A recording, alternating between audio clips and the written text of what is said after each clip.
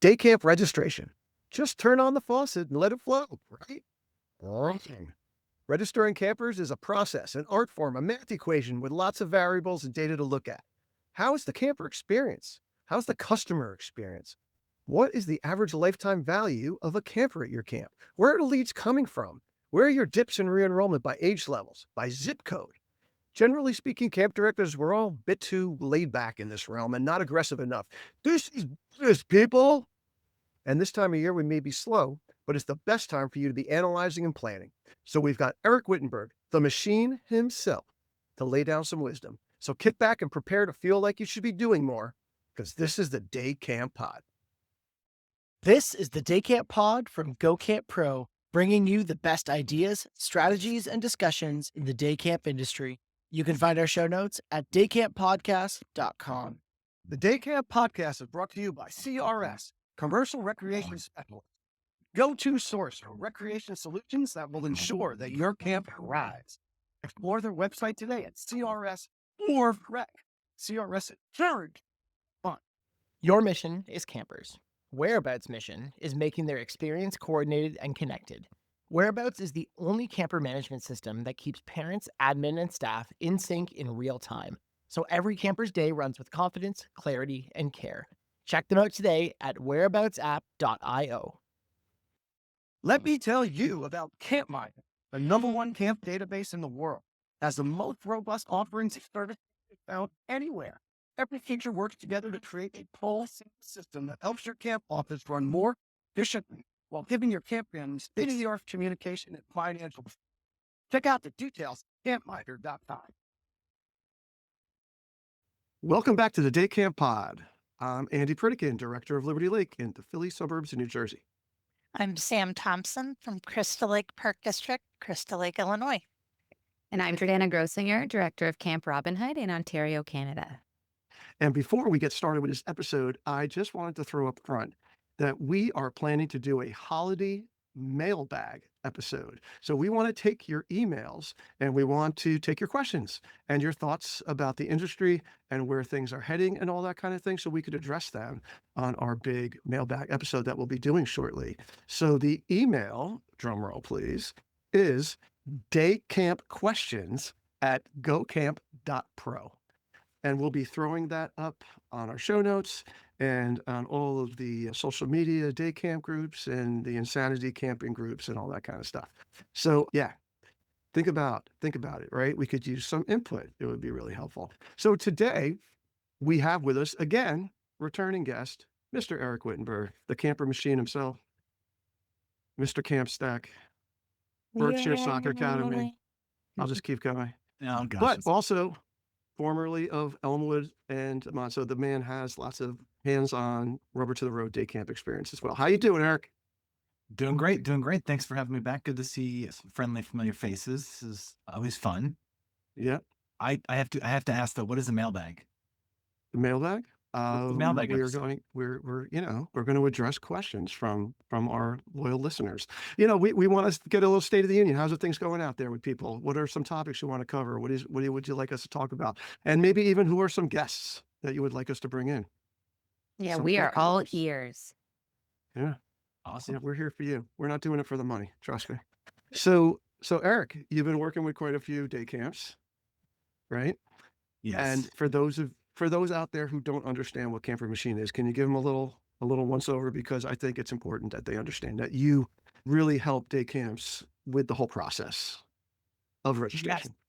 Yeah. So, well, just from running camps, I really, the whole idea of a camper machine was born out of thinking through the communications that you always want leads and then enrolled people to have right after they enroll, communicating with people right up to their specific sessions and arrivals. And then during camp, kind of most importantly, immediately after when they have the chance to re-enroll. And so Camper Machine is working through all that whole communication cycle and then helping to automate it where we send, predetermined, segmented, so specialized information so that camp directors can show up where they need to personally. That's the big idea. Right. So for those of you who have used Constant Contact and HubSpot and Salesforce and all things like that, this is the camp version of it. And what I can tell you is that Eric is great at this because he understands the customer experience from both ends, the CX, as we're saying, right? To be cool about it, which is a big thing now. I think that, a lot of day camps that have emerged from like the 1950s and such, and look, we're going to be talking about registration. We know that there are camps out there that still have paper registration forms. We know that. We're not calling you Yeah. out. Okay. But we know that is not great CX. All right. That is a friction point. But I think that automating things and follow up and thank yous and reminders and all that kind of thing, that's just what it is now, right? You get that when you go to the dentist. You should certainly get it when you send your kid, a high ticket item and go to camp. My Yes, that's great. I'm sorry, my biggest communication problem is beforehand because they fill really quick. So I have to make sure everyone has the same chance going in the gate, or they get really angry when there's no spots left. So for me, figuring that plan out this year is going to be the hardest part. And I think today we really want to dig into all those different aspects, knowing that camps are in all different phases of their registration periods right now. We want to touch on some of those friction points and those tricky periods in registration. We'll get to some actionable takeaways, but really, I'm excited because we get to geek out on data and talking about tech and automation and registration and all that. We will try, hopefully, we'll all try to be good. I'm just putting a disclaimer to explain some of those terms because CX, Andy, you're too hip and cool. I don't know. You have to explain. Tell us what CX. It's the customer experience, right? It's the customer experience. And most companies now have a CX department.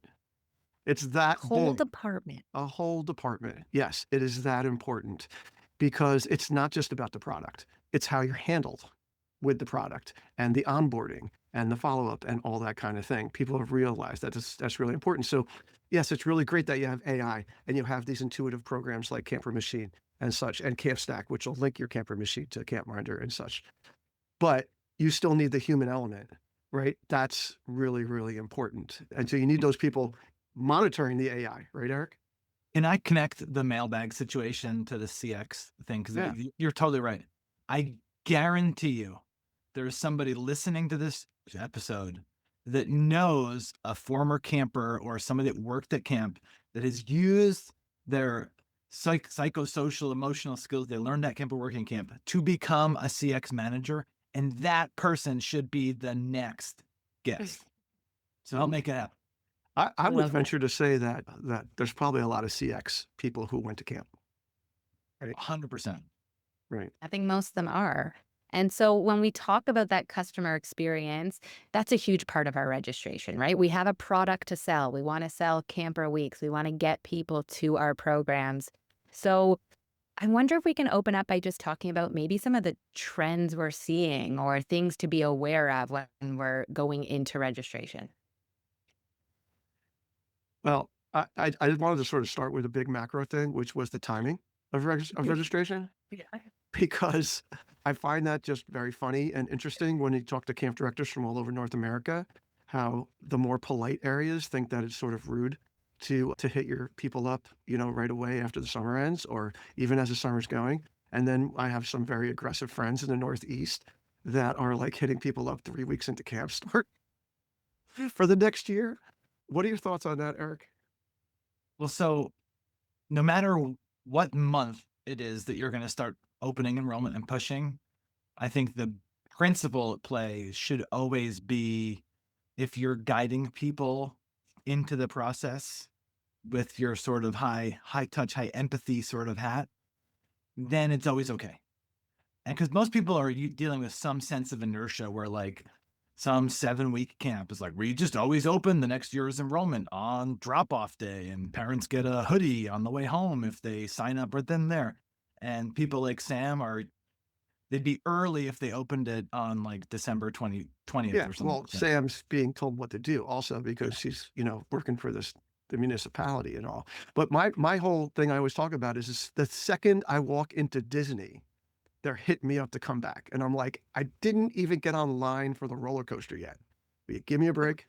Well, but so I would lean into that. I love And I don't think it's you don't necessarily need to be making the ask, but I would be using sort of like Inception to present that the point of coming is so that you love it and come back.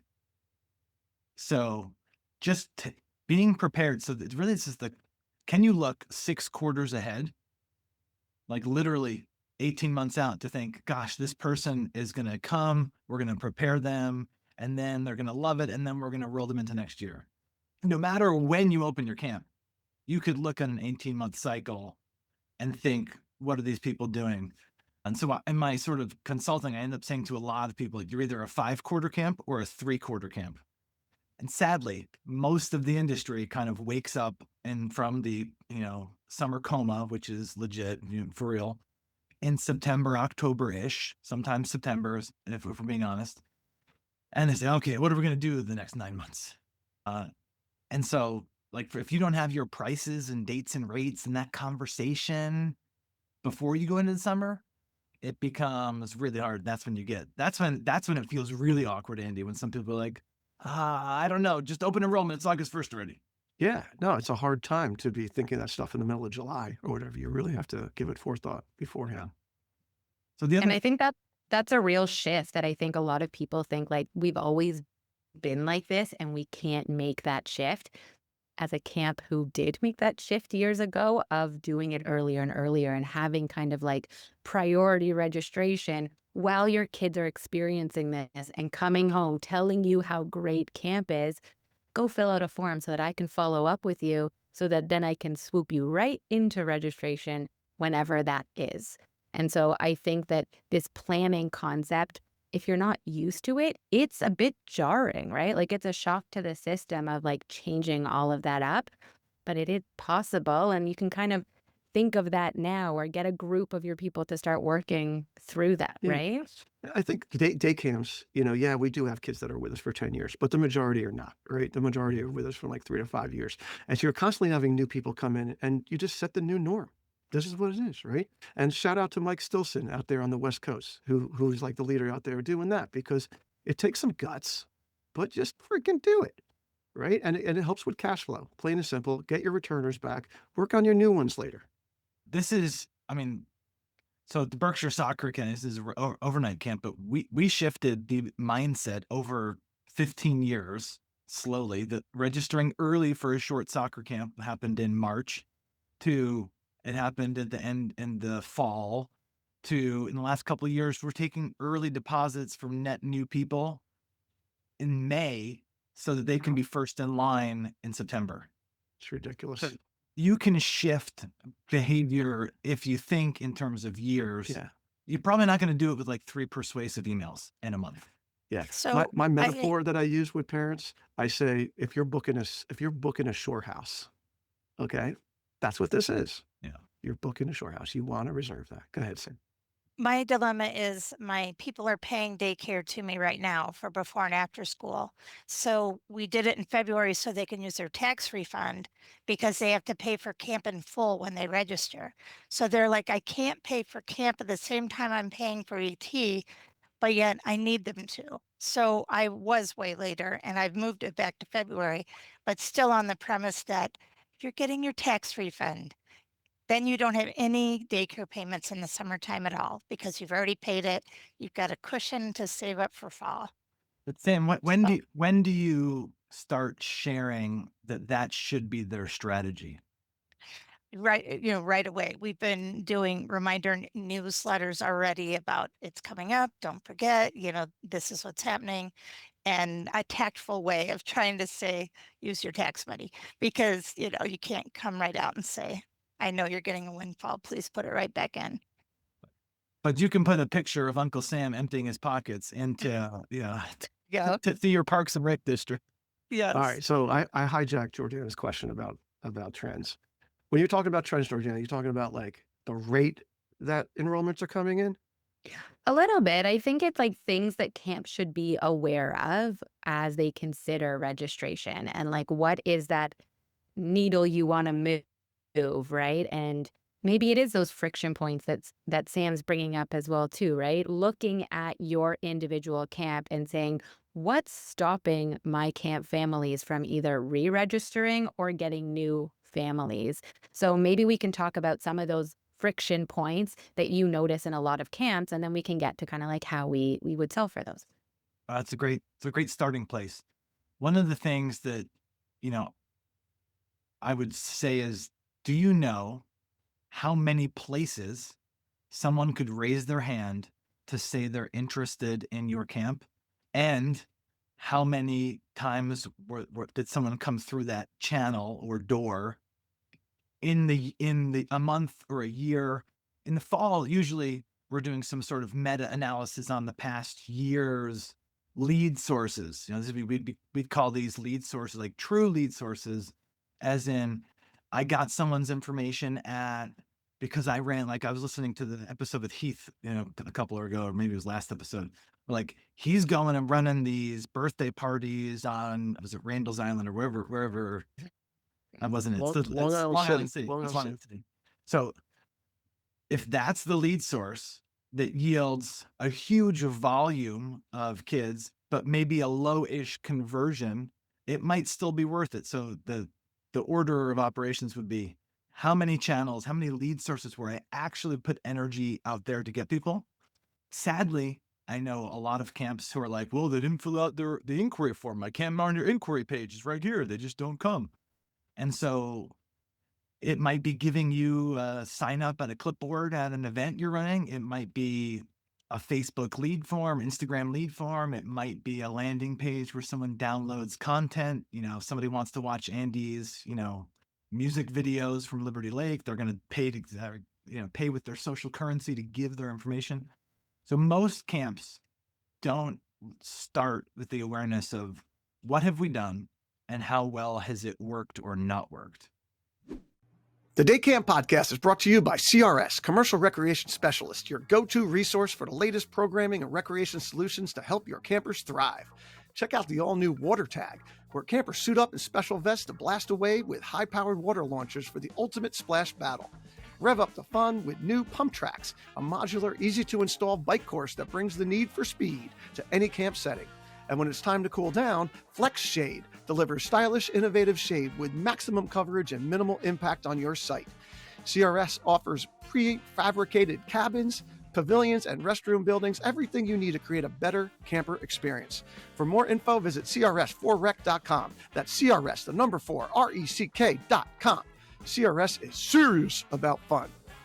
This Go Camp Pro podcast is brought to you by Whereabouts, a new product from our friends at Camptivities. Ever had that heart-stopping moment when a camper accidentally goes home on the bus, but their guardian was supposed to pick them up? Or when you can't confirm everyone's arrived at camp until noon, even though the morning meeting ended hours ago? What about those little moments that slip through the cracks? Like staff not knowing it's a camper's birthday, or missing a special event reminder? You're not alone. Camps everywhere are saying the same thing. They need a less manual, more connected way to manage the camper experience from drop-off to pickup. Introducing Whereabouts, the only camper management system that updates in real time across 3 interfaces: parents, admin, and staff. The parent app is attendance forward and includes all the features families expect: facial recognition photos, event calendars, news feeds, and more, giving parents peace of mind and your team fewer calls to handle. One system, one set of data, everyone in sync, all the time. From knowing where every camper is, to reducing office chaos, to helping staff feel more connected, Whereabouts help your camp run smarter, not harder. Book a demo today at whereaboutsapp.io. Yeah, I think that's such a good place to start because everyone is putting effort into lots of different things, right? And there's all this effort being put out into whether that's in-person stuff, word of mouth, the schools kids are going to, right? Or the events that you have a presence at. But it's the tracking of all of this data, right? And there's so many different ways these days to do that, but really making an effort to track what kind of return you're getting on those efforts that you're putting out there. And so if that's asking on the forum, how did you hear about us? A lot of people have that. I know for us, like we had it for a while and never looked really at the answers. It just kind of sat in our registration software and nobody ever touched it. But now it's like, okay, let's look at that data. How many kids are coming from this school? What is it about this school and that community that we can tap into a little bit more? Or why are we down in this area compared to other years sort of thing. Is that kind of the trend and the way people should think about that? I definitely think it's the antidote to the trend. I think the Right. trend might be a little bit of complacency in the Yeah, I post-COVID, was going to say everybody that. needs me. So Yeah. I Well, kind of skipped ahead to the, right, uh, because Jordanna's used the word efforts, right? And I think that the complacency thing, like Eric's selling this camper machine, software, right? And it's a chunk of change and it does all these things like a robot to help you out. It's really easy to sort of just kick back in your easy chair and wait for things, wait for email responses. Right. But again, like I was saying about the CX and the AI and stuff like that, no, you need the human element. That's just a framework, right? And I really feel like, you know, in America, Jordana, mailing a letter is really expensive now. I think it's 60 cents a freaking letter, something more than that, right? Right? It's so economical to email, right? But my email inbox is insane.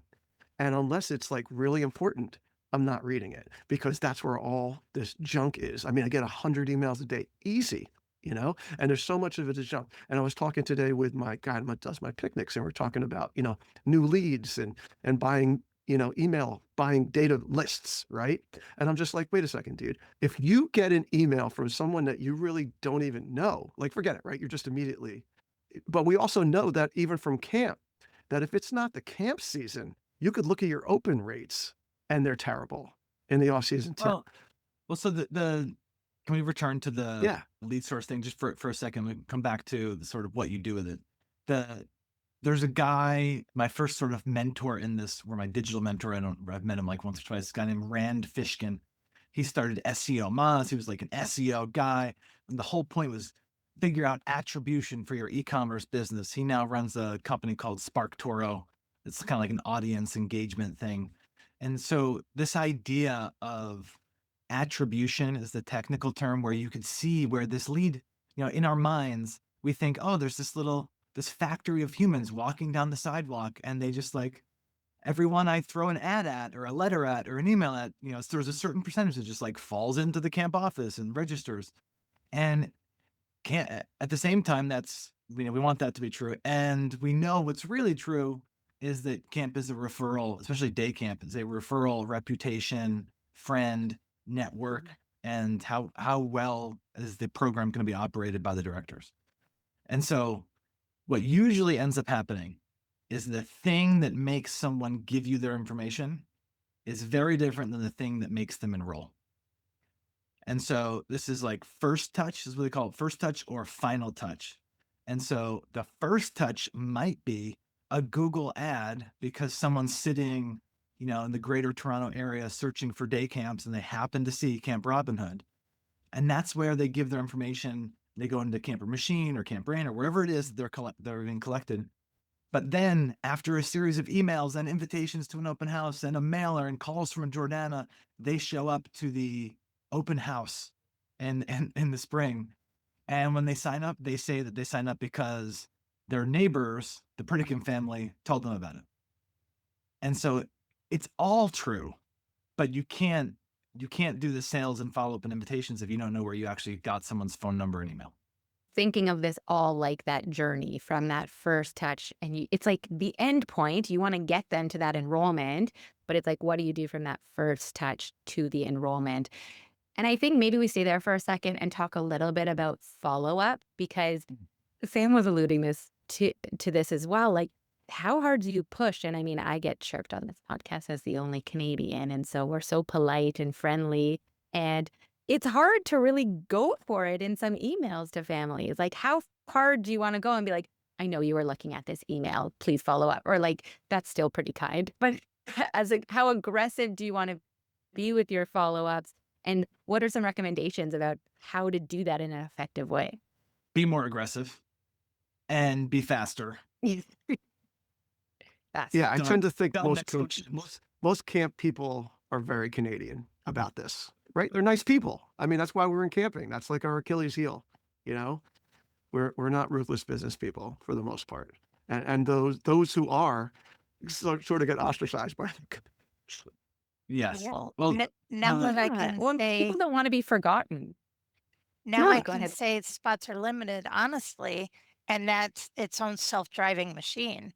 Once you can say, hey, you know, you don't, there's not a lot of spots left, then all of a sudden that snowballs. Yeah, people need to be reminded. They live busy lives, plain and Yeah. simple.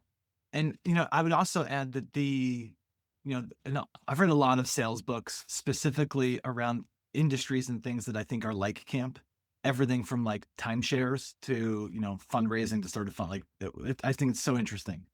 And one of the things that is like universally acknowledged is that high ticket sales, high trust sales, like whether it be a boat or a car, a house, or when people decide that they like something, it's usually happening within 2 to 3 weeks or 6 to 9 months.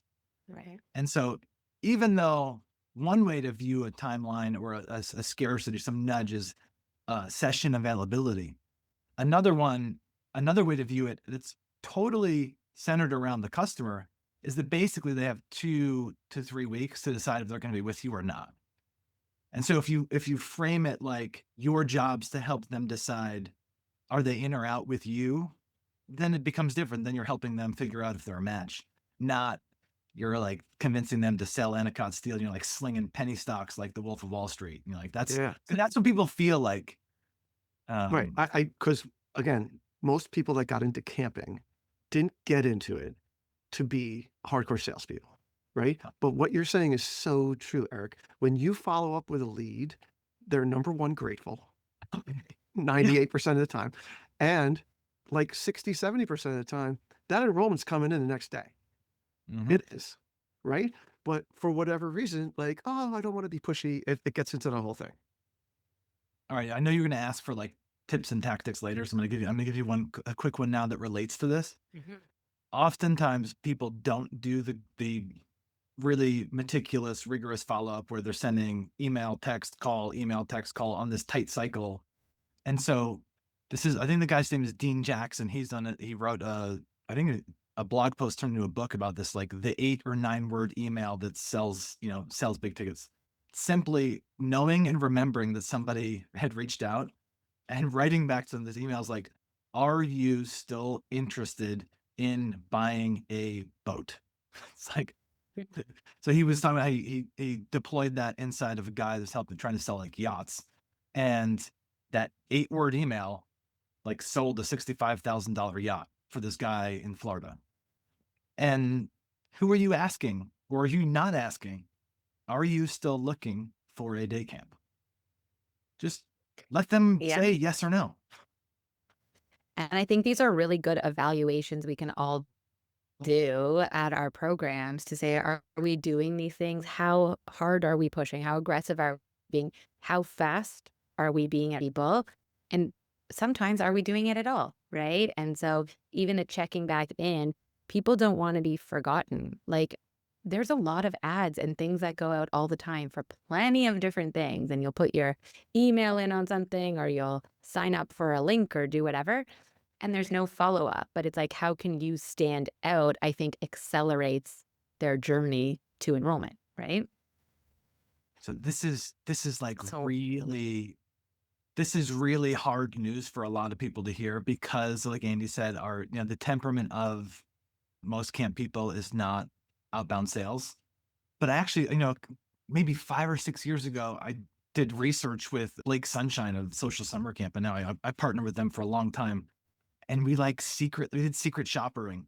So we went to like 50 camps and requested information and just tracked like who actually got information at all, who got called, and who had stuff mailed to them.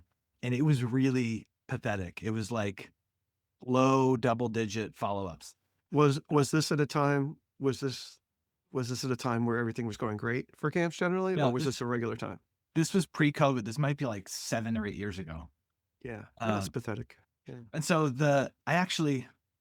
I guess I'm realizing now as I'm saying a couple of these things, one of my principles is to steal from other industries, which I think is not necessarily top secret.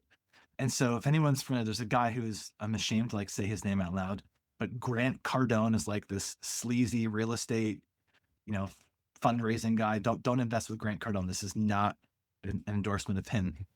But I wanted to see what he was, going to do if I gave him my information on like an Instagram ad. And so I have been having a days long, perhaps so over a week now, text conversation with his sales robots and his salespeople. And every time that I respond to, like, they throw out 5 or 6, texts in increasing agitation. Like one of the last ones was like, "Do you even run a business, or you just wanted to see what we do?" It's like it gets agitating, at the end. But every time I respond, a real human jumps on and says, "I'm actually available right now. Do you have 5 minutes?" So I counted there like 7 times I respond and someone is ready to call. And so that sort of go-getterness, if you view it like you're being a slimy salesperson, then it's never going to feel good.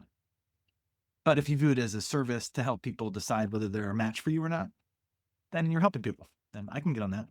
Yeah, I mean, I always think And I about think, what the value of a camp tuition is versus some other kind of thing that's out there, right? So let's say we're talking about a $5,000 camp sale, let's say, right? If you went to buy a $5,000 sofa set, they'd be following up. And Andy, it's even worse than that. Like one of the things you mentioned at the beginning was that, average campers come in for like 3 to 5 years, whatever. One of the things I'd highly recommend as you're doing a lead source analysis, I call this data discoveries. This is like a consulting package that, Jordanna's even helped me do this with some other people. One of the things you should do is figure out what is the lifetime value of a camper.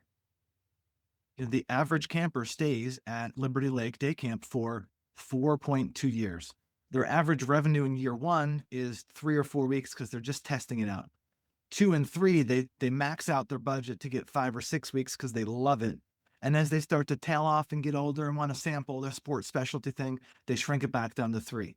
That will yield an average lifetime value for a camper. So now when you're going to that PE, that free Gaga clinic that you're offering to run in Cherry Hill, every 10 kids that sign up, if you get one, it's really worth that lifetime value, not just that single session checkout.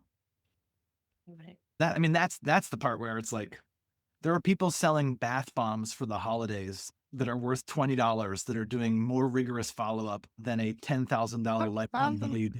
It's true. And by the way, with that lifetime value thing, what I always tell people is that, if you're in the position where you need campers, that first kid, that first year, it could be free, literally, because if they're going to stay for 5 years, it's worth it that you got them in. Yeah. Yeah. And we didn't even factor in average siblings per family. And the Yenta variable, telling the friends. Yes. It's all true. Y equals. when it all comes down to that data, right? And viewing, I know we started talking about trends in like the industry, but it's really the trends in your own camp, right? And how you can leverage those. So I think these are all really good pointers and focusing on that data. I think it's scary to hear of like, it's exciting for some people when you're like data nerds like us, but it can be scary to be like, that is we talked about those companies that have customer experience people that are dedicated to doing that full time, right? And so thinking of how much work that can be, you have to decide for your own organization, right? Like what am I going after, right? And who's going after it and in what way? And I think in the past it was very much like a lot of effort for one person to do, but now there's all these tools too to automate things and kind of make that easier. So it gives off that personal touch of things as well for those follow-ups as they're on that journey, but it's not as much effort for you. So exploring different tools that you can use is also really helpful, I think, so that you can have that impact using the same thinking in the model, but the work and the effort goes down a little bit. So it's more tangible and you can do it. So I think people should look into that a little bit. You are a leader of your camp and a pillar in your community. When your customers put tremendous trust in you, CampMinder's powerful management tool delivers the day-to-day task support that helps you make every moment memorable and every summer stellar. With 20 plus camp-specific tools in one, CampMinder's user-friendly platform is backed by a full team of engineers and customer service reps who are constantly thinking of ways to help your camp stand the test of time. Visit them today at campminder.com. Tell them Andy sent you. After what you're saying, I'm thinking, oh yeah, your weekly surveys with day camp, because the worst thing about the summer camp industry is that you only get one swing every 12 months. It's like, or if you're running 9 weeks like Andy, and it's like you had 9 swings out of 52 weeks. And so the sort of, we're talking a lot about sales and sort of like lead source analysis on that. That's really just the first step in the journey, right? So you have the preparation, you got, what peers they're grouped with in their grouping, the personnel of who's there, the actual programming and Yeah, but don't forget the CX onboarding. that's what I'm saying. But the prep there, right? So this is one of the gears in the camper machine, like the most valuable one, for many people, especially a day camp, is I call it an enrollment follow-up sequence. One of the worst things we do as camp people, this is a cardinal sin for me, is like pouring over, spending so much time on you, and then you write your deposit check or run your card, and then we're like, we'll contact you in 4 to 5 months when we need your immunization forms. And you kind of like dip out and hide. And so the enrollment follow-up was actually born out of, I had a piece of paper that I used to do it, then I helped an administrator. It was like, step 1, initial capitalize the names, because undoubtedly, one of the parents put it in screaming because they'd read every kid's name is in all caps and their address is wrong. And then it started off as 2 days after enrolling, send the 3 things you need to know about to get logged into your CampMinder account. 6 days after, do this. 7 days after, send your referral request. So it's systematically going out. And then you start shifting into upselling and, oh, you want to have late stay? Oh, that's an extra option. And, here's your t-shirt need to know, with Woodmont, one of those things is like the Woodmont playlist in their enrollment follow-up is like the Woodmont, the songs play, like listen on Spotify. It's like, shame on you. This is real. I'm a shame. If you have a camp songs that you introduce to your kids on day 1 of their arrival at camp, what a crying shame. Because why would you hold on to that sort of ritual and tradition and make them have to come for 3 years and let them be awkward and sweating on day 1 because they're the only one that's not? What's your song, Jordanna? Light hands make Hands are strong. hands are strong. Yeah. Like let them know, let them in on the secret. They're in that they jumped through the paywall, 9 months ago, and then we're waiting to tell them, what to do when Andy raises his hands at the all camp meeting. Yeah, it's all about those touch points. I love that. So this, And this is CX. This is it. I think I mentioned I was emailing them, or sending out newsletters, but it also goes out on text form, like the shortened version, because they're looking at the text more than they're looking at emails or, phone calls. They don't answer. So short and sweet text messages have worked really well for me. Oh yeah. I mean, and like this is a thing most people do with their new hires as they're training people, whether it's in camp or outside camp, is we'll go through the rules of engagement. How do you like to be communicated with? Do you need me to WhatsApp you? Do you need me to call you? Do you want to do there are people that are number one, they tell me that I'm working with them. They're like, could you Slack huddle me? Because it follows me. It's like their preferred method. I'm not saying you really want to do that with your parents. You probably want to be a little bit more rigorous and tell them this is what you should expect. But even if it's that, tell them what to expect. Like the best this ever worked out for me as an operator was at Berkshire Soccer. I wanted all of the camp photos edited and updated to a blog post that was going to get sent automatically at 6 p.m. every night in camp. And so when parents dropped off their kids, I would say, I'm going to make sure these media people have the photos updated every night at 6 p.m. And so every time that they did that, I increased their trust in me because I just did what I said I was going to do. That's awesome. Anyway, so that sort of direction, like Sam, do you tell people that they can expect a text or an email or a link to check? Yes. At the beginning, first communications, I'll say it's going to come to you 3 ways. So ignore the other 2 and go with whatever you like the best. So, Oh, look at that. That's a customer in the heart. And that's it. That's the point. So in your years of doing this now, Eric, where do you think, what's your state of the industry in regard to registration right now? Did you just call me old? I think you just called me. You've been doing it for a while, buddy. I'm just messing around. It wasn't me. Yeah, this is reverse ageism. The state of the industry as a whole. Yeah, what's your thoughts? Like, you know, because I was just talking to somebody earlier today, and I like using the phrase economic insecurity. I Mm. think people are just a little weird about money right now. Yeah, I definitely feel that sort of the sort of civil unrest of left-right swings and political and macroeconomic sort of like which way is up, are tariffs good, is the world going to explode sort of stuff. In general, that makes everybody recoil. But you can't, one of the guys that I used to work with and to develop sales strategies was you can't deal with the generality. You have to deal with the specifics of your life and your instance. Nobody ate breakfast today. They had like an Eggo with 1 tablespoon of butter spread with a fork because they were lazy and didn't turn around. Like it was very specific. And so I would kind of revert back to everyone's data, to the extent that you turn over your data to find the specifics where you need to show up, you will be in control of your situation. So, for instance, there are certain, instead of saying, oh, people aren't coming back, look at who is not coming back and the month of their enrollment in years past. I know a big thing, Jordanna and I just looked at this like maybe a couple of weeks ago, was group level, group matriculation.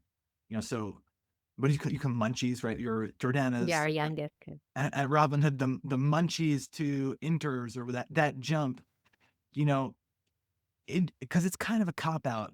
I'm sorry to say this, to be like, oh, the economy, oh, the dollar, Canadian, people don't like this, that, and whatever. But you can't really fix that. So it's kind of a waste of time. But you can fix if there was a weak program lead or a weak counselor that group has 20% retention and all the other groups in the age group have 80. You can call those families and address the fact that next year is going to be different. And now you've just done the act of sales. And Yeah. that's an important step too, I think, in like using whatever registration software you're using to pull some of that data, because a lot of us go by what's the percent of returning families, or like how many campers do I have compared to the other, percent capacity. Those are like the big overarching numbers. But to break it down is a really important step that would then allow you to dig into things. And then, yeah, like you can get personal, right? So like if you're a day camp, and we know that transition from day camp to overnight camp, right? So if you're looking at that segment of your campers that are like 8, 9 years old, most of them are going to overnight camp. Maybe it's a personalized email just to that group of families saying, are you also going to overnight camp? Hey, we still offer a 1-week session or a 2-week session, so we can help kind of bookend your summer. Like, I think looking at the data and then personalizing it will increase kind of the specificity and then the return on that. Like 100% and times 3. That sort of specificity, like I can imagine Jonathan Gold is like, of course that's what you do. Of course. I can hear him being like, that's what everybody does. I'm like, no, not everybody does that. That's what everybody should do. Right. Yeah. No, there's Andy, no do you doubt. remember the Dakota, what's the radical hospitality or Yeah. unreasonable hospitality? What's his Yeah. name? I'm blanking on it. Yeah, I know what you're talking about. But anyways, Will Godara. yeah, that's right. Who's from Westchester. He's from like Tarrytown or something. But anyways, the thing that he spoke about at last year at the Coda conference, shout out the Coda guys, was that, okay, great. You can harvest these one-off insights by really being focused on the customer, but then you can level them up and have this like consistent, I think called Dreamweavers, a sort of like, this is going to happen. People are going to leave day camp. So either you can, throw darts at the board and be like, is he going to come back? Yes or no? Or you can come up with a way to harvest insights about where your kids are leaving when they don't come back and either fix it so they stay longer or create a bridge where you are incentivized to kind of guide them to a specific place that's on brand or helps you. Not every camp, not every camp owner is a part owner of a sleepaway camp. That's definitely like, that was the golden, the golden arch idea. Is like, they'll just bridge from one to the next. It'll be amazing. Not everybody has that. Yeah. There's no doubt that you have to sell the next step of the aspirational arc, as we say. But when I'm asking about the state of registration and stuff, yes, I understand about people re-enrolling and all the things we should do to get people to re-enroll. I just think that because of the economic excuses, you may want to call them, that there's less new people that are as inclined. And one of the reasons I think for day camp is that so many parents work at home now. And it isn't the childcare necessity that it was. So if there's economic uncertainty, is a better phrase, then that, that gives people more to lean into. Well, maybe they don't need, or they just go for the absolute minimum. I'm finding a lot of people signing up for the minimum. New people. And yeah, have you told the world here about your tuition calculator thing? I have not. I don't think so. Should we skip? Yeah, we could talk about it. I think it's interesting. Because I think this is a sort of data. Sorry, I guess I can't take it back now. Like, one of the things so the camp stack built this for Andy and Liberty Lake was Andy's playing the game, right? So there's all these dynamic prices, or not dynamic, but different prices for the weeks based off of ages and distance. So the calculation, there's some friction if you had to pull out a calculator to figure out how much is camp going to cost for my 3 kids. And so we sort of just streamlined the process by making the math happen in a hidden way. And so one of the things that I don't think either of us, Andy, and anybody on the Liberty Lake team sort of imagined was that the average number of times that a parent submits the calculator is like 3.5. And the numbers will jump from, okay, I'm putting in 2 kids for 3 weeks, and I'm getting this discount. So then they'll add another kid and add 3 weeks each, 3 weeks each. Like, oh, that's too much. And they'll come back down. So making the friction disappear so people can see it, and even the options. So Andy, I think you're right that in times of economic uncertainty, you have to kind of flex to make things easy on the sort of UX, CX sort of buying side, which is what part of what your calculator does. But in terms of like state of the state, it's so hyper local to your camp, your market, your audience. Like some of the upstream, sort of the high-end boutique camps, they're not going to see and feel the turbulence. Right, of course. But and of course the sort of the camps that aren't as cost prohibitive, they're daycare replacements. So they're also so it's really this middle part of the camp world that feels the economic turbulence the most. Right. Well, it's the middle part of the society, right? Yes. Those are the people being squeezed. Yes. Right. Your middle class, your upper middle class. Those are the people that we're talking about. No doubt about it. Yeah. But So I think, sorry, Eric, I think it's very real, and like it calls for that creativity that you guys are talking about. Like, so if that is the case, and it's again looking at the data and then pivoting and kind of changing your behavior based on that. So if we're noticing less new campers, that's another good stat to have, right? How many of my campers are new and how many are returning? And so if you're looking at a drop in your new campers, where can you go for that, right? How can you make it easier? How can you tell them that you actually don't need to sign your kid up for all 8 weeks? If it's more reasonable, you can do this. Or here are the discounts available.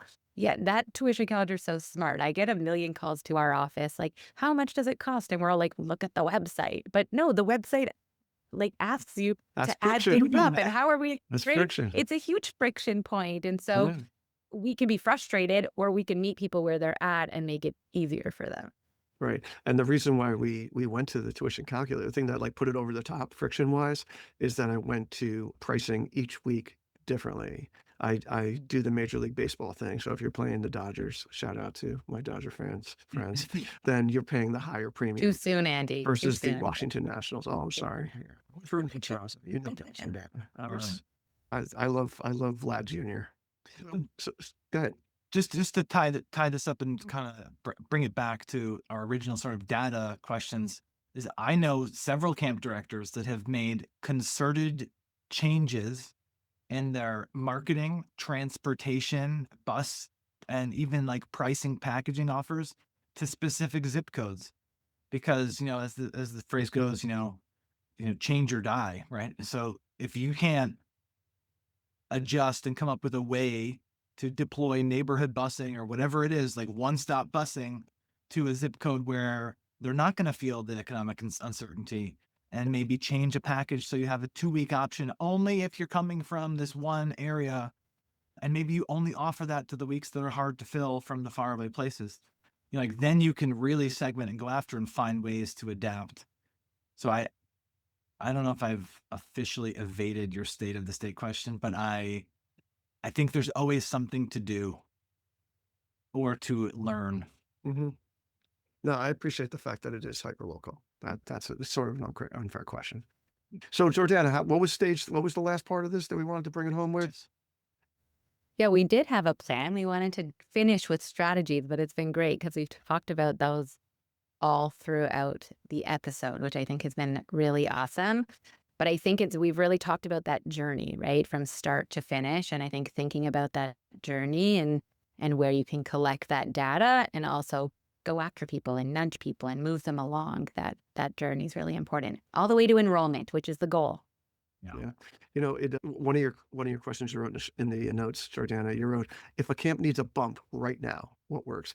And all I can say is that every time I write a really thoughtful email with a little bit of a call to action to the unenrolled people, as Eric calls them, the not yet returned people, the New York Rangers, I always get a half a dozen to a dozen within 2 or 3 days. Like, just keep on, communicating and separate your communications. Don't just communicate to everybody all at once. Communicate to the enrolled people this way, the not yet enrolled people this way, your leads this way, right? Even if it's just a different paragraph somewhere, right? And let the not yet enrolled people remind them they're not yet enrolled. It's really important. These are busy people. They may only read your first paragraph. Put it right up front.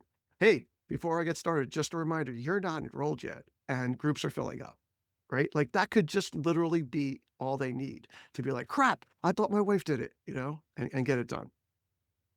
And that's the idea of that like segmentation, which is a word that goes along with that of like separating people. And so it sounds like you're talking right to them, right? Their circumstance. Like, hey, we loved having you at camp this summer. That just goes to the people that were back at camp this summer, but you can group them all together, right? And so it feels personalized, but it's to that group. And the call to action, like that is my favorite thing ever, right? Because it's like you're literally asking them to do something, right? We get so many emails a day, everyone does, like full of things with just information. And if there's no action item there, what are people supposed to do with that? And again, it's the frustration. We all sit in the office and we're like, why is no one clicking the thing? Well, make them click the thing by really drawing them and asking them to do it. Maybe it's an Instagram video with like a specific ask for people to do. But I think it's really that's part of that nudge, right? And the bump to get them there. Yeah. And in day camps like ours, where we have preschoolers all the way up through kids entering high school, you can't send the same message to them. You're just being silly. The kids that are munchies need a much different message than kids that are literally entering high school or teenagers or middle school kids. And, this time of year, folks, like, this is what it's for. This is bury your acorns time, put this stuff together. Yeah, the thing I'm realizing that we spend a lot of time talking about the data to harvest insights. I hope somebody is listening and is like, I think I haven't done that yet this fall. And you got a couple of weeks left before, we're kicking into high gear for whenever your camp is, really opening enrollment. But if you don't have the 3 things I would consider creating would be a lead source analysis. So where did you get leads from last year for whatever time period that you consider collecting them? And you might want to consider whether they enrolled or not to evaluate the effectiveness of that channel. The next thing that we talked about was a re-enrollment sort of matrix to see which grade levels have come back. And then the third thing would be a sort of a geographic, if you're worried about the macro forces at play, economic uncertainty, and you don't have a zip code or a school or a church or a temple based analysis of wherever the economic or the social heartbeat is for each of your camper groups, if you're not watching that shift, you're just going to be in the dark, and you're going to be one of the people chatting on Nextdoor with Andy and Jonathan Gold about economic uncertainty in New Jersey. All right, Eric. I appreciate your time. Eric's a very busy guy, by the way. I want you to know we're not sitting here trying to sell Camper Machine. He has way too many clients at this point. No, it's really awesome that you took the time to do this with us. Yes, In all thank you. seriousness, I know how busy you are. So Fun. again, if you've made it this far in this podcast, the mailbag episode, all right, day camp questions at gocamp.pro. Friction email. We'll put it in the show notes. Yes, we will. And like I said, we're going to make some posts about it and such too. I want to thank the Go Camp Pro team, Campminder, Camptivities, AM Skyer, and Commercial Recreation Specialists for allowing us to bring this podcast to you. If you like what you hear, you should subscribe to the Day Camp Pod on your favorite podcast platform. Check out our show notes of the show and over 100 other episodes, plus contact info for Eric and my wonderful co-hosts, Jordanna and Sam. We'll see you in a couple of weeks with another episode of the Day Camp Pod. The Day Camp Podcast is brought to you by Go Camp Pro and the Go Camp Pro Podcast Network. Find a podcast for camp professionals of every age and stage at gocamp.pro/podcast. Thanks for listening, friends. Hey, Camp Pros, we love that our industry is built on sharing. In order to foster that spirit, we hope that whenever you share an idea that you learned from the Camp Hacker podcast, conference, summer camp professionals group, or wherever else, that you're quick to give credit where credit is due. That way, we can all encourage more camp pros to share the tips and tricks that will make camp better.